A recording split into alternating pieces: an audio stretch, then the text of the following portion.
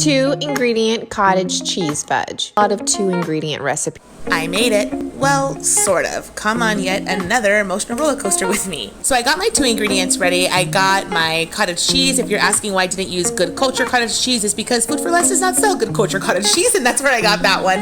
I have that along with some semi-sweet chocolate chips from Trader Joe's, and I have 1 cup and half a cup because that's what I need to make this recipe.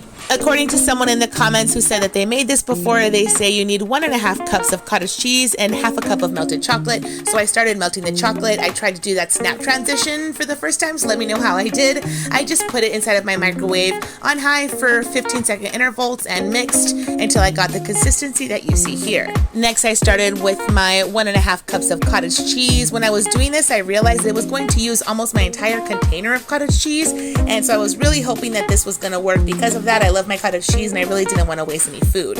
Initially, I was very excited with this recipe because cottage cheese has become the cauliflower of 2023, and so far I have yet to have a cottage cheese recipe that I found on TikTok that has disappointed me. I wanted to show you what it looks like on the inside of my blender.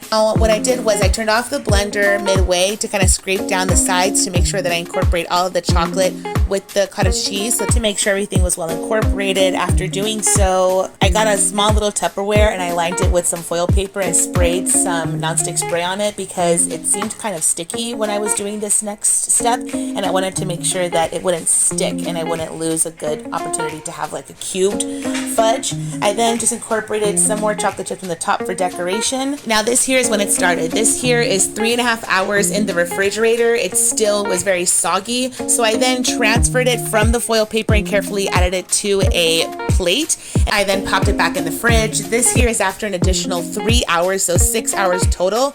It was soft to the touch, but it was still gooey in the middle. So then I was like, I'm just gonna pop it inside of the freezer, and I did that for about an hour until I realized I didn't want to make cottage cheese ice cream.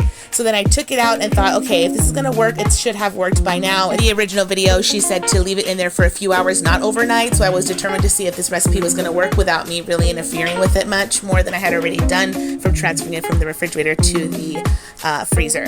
I then got a long knife and I tried cutting it so it can be like cubed fudge. After picking it up, I saw that it was still gooey. It was firm to the touch, but it melted in my hands. It was not fudge. But after tasting it, it was so delicious. I think that even though it didn't work out as a fudge, it definitely works out as a high-protein chocolate mousse. Next time, I will be using some sugar-free chocolate, serve this up with some berries, and wow, this actually ended up being delicious. Just not a fudge, but 10 out of 10 for creativity. Would you try this? Let me know in the comments.